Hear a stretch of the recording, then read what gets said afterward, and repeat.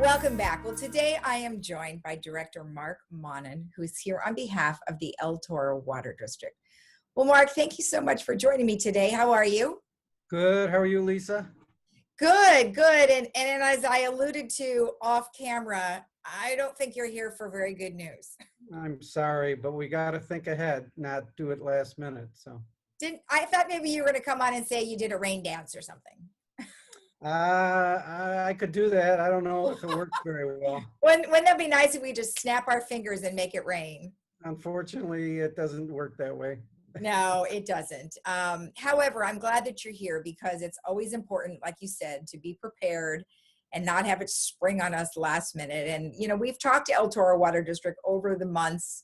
You know, some usage is up, the usage was down. I mean, it kind of varied, but we have had hardly any rain, like you had mentioned, and very little snow impact. So anyway, with that said, thank you. Please launch right into tell me what our water supply looks like right now. Well, I wanted to bring this up to everybody's attention, especially up north in Northern California. They're really struggling with the drought conditions. So I really wanted to bring this up now. And the El Toro Water District relies on imported water for 82% of our total supply, amounting to approximately 6.5 million gallons per day, or 2.3 billion gallons per year. So our investment into the recycled water treatment and distribution system and infrastructure has offset our need for imported potable water by approximately 485 gallons per year. Mm-hmm. And also the Baker Water Treatment Plant supplied by Metropolitan comes from the Colorado River. Mm-hmm. And Metropolitan's imported water supply comes from both Northern Sierra and the Colorado River. And with current conditions, the majority of import supplies come from, you know, the Colorado Basin. So, right. So imported water supplies come from the runoff of both melting snow as well as rainfall. And mm-hmm. local rainfall has been significantly below average this year. Right. So the Northern California participation is significantly below average this year, and the Southern Sierra snowpack peaked at 46% of normal, and the Northern Sierra snowpack peaked at 72% normal. Mm-hmm. So the water year is the third lowest on record for annual precipitation, and the water year 2020 was the 10th lowest. So we didn't talk much about it last year, but it wasn't all that great last year. Right. So lower than normal snowpack has been feeding by the Colorado River. Right. So Lake Powell, go ahead.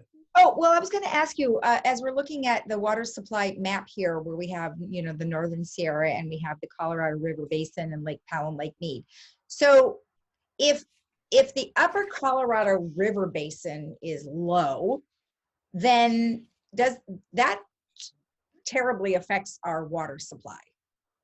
Yeah, because Colorado uses it, Arizona uses it, California uses it, and a certain amount of water still has to go all the way to Mexico. So many states are reliant on the upper Colorado River Basin. So right. It's very important. There's been a shift. I'm sure you're aware of the shift of population, how we have had people moving out of California, but they're like swarming to Arizona. And now that's going to impact Arizona's water supply, right?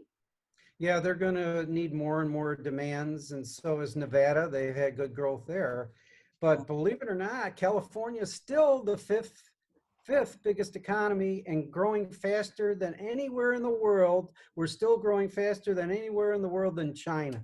So we still are growing. We do have some people leaving, but we are still growing, and things are just amazing here in California. Wow. Well, everybody loves the weather. You can't beat the weather, even though we don't have enough water. But there's we still don't up know here. that.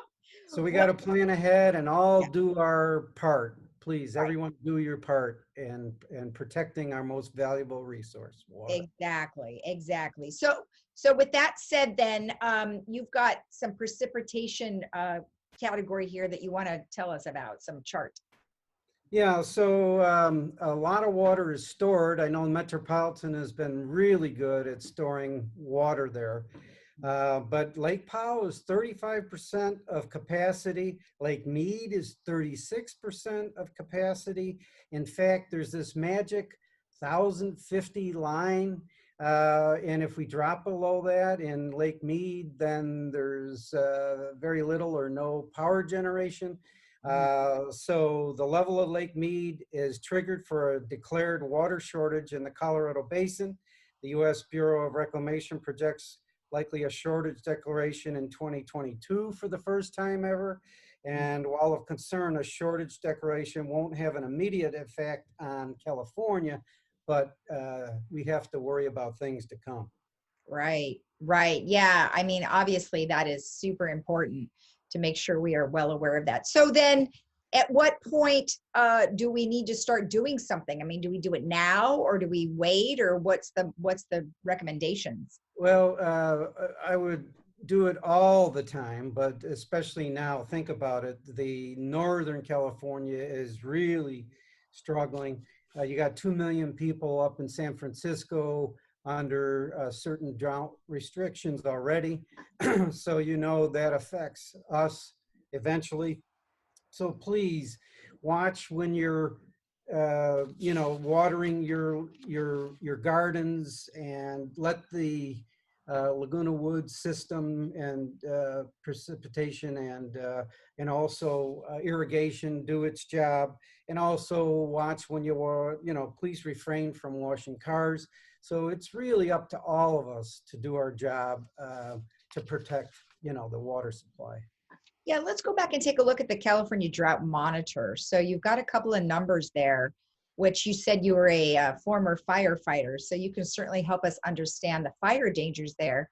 Now, of course, Laguna Woods isn't necessarily at a very high risk of fire, but nonetheless, I mean, I believe it was last year that we had that one fire that was out off the 241, and it was the smoke that was so horrible here because it blew over this way.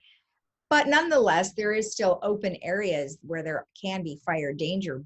But even the slightest spark, no matter what it is, I believe I was talking to the Orange County Fire Authority, and he was telling me that a chain that was just like having sparks on the road off the 241 can totally light on something on fire, and you would never even think that it could. Yes, with the dry conditions, it's easy for things to get started. And we do have the Laguna Canyon, which borders up against Laguna Woods. So it is right next to us. So with the right wind and whatnot, and the smoke does affect, and it really affects your lungs. So it is something that we really get worried about. And it's been a very active season already, and it most likely will be, with all the vegetation, another active season, unfortunately. Right. So go over some of your numbers here. So October 2020, it said 68% moderate drought in California. But then it went on to say 35% severe to extreme drought in California. Exactly. You know, so basically, we're really struggling with the snowpack didn't happen, and we really rely on the snowpack happening. So then, when it melts in areas like reservoirs that we can collect it. If it all melts very rapidly, then we can't collect it, and we didn't get much snow this year. So levels are dramatically low right now at this point. Do you anticipate us going back to some of the drought restrictions that we had seen a few years ago? For instance, you know, scheduling our water for sprinklers and things like that. We're not seeing it immediately, but they're dealing with it up north. And again, when they have to deal with it up north, it eventually affects us south because our water comes from the north. Right. We do get it from Colorado, but we get it from the Sierras and up north. So if they're struggling with it, it does affect us. Right, right. Wow. Well, unfortunate news, but expected, I think, given the nature of the weather patterns that we've been having. And then, of course, you know, the heat waves that we get periodically. And then, of course, the Santa Anas. I mean, it's just, I feel like California's just going to go right back to being a desert. Well, we've got a great system and we want to protect it. We've got Metropolitan doing their thing. El Toro Water District has been thinking ahead and doing a great job on the recycling.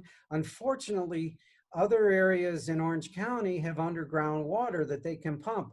We unfortunately don't. Southern Orange County does not have water that we can pump, underground water, all the way into San Diego. It's just the way God made the earth. So without any water, we've got to get it from the Sierras and the Colorado River through Metropolitan. Right. Well, we will talk to you guys again soon and we'll get an update. So keep us posted. Thank you very much, Lisa. It's been great chatting with you. All right, Mark. Thanks again. Have a great day. Thank you. And we'll be right back after this.